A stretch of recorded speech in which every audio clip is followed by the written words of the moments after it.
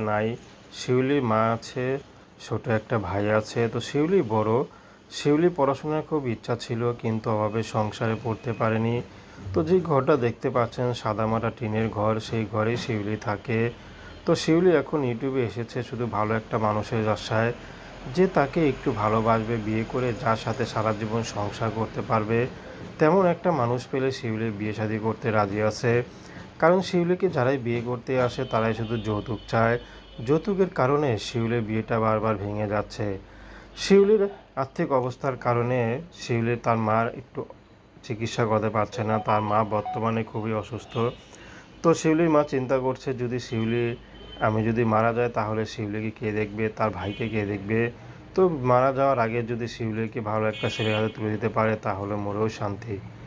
সেজন্য শিউলি ইউটিউবে এসেছেন বাধ্য হয়ে। যদি কোনো বিবাহিত বা বয়স্ক পুরুষ যার মন নরম, তার যদি ঘরে স্ত্রীও থাকে, তারপরও শিউলি বিয়ে শাদী করতে রাজি।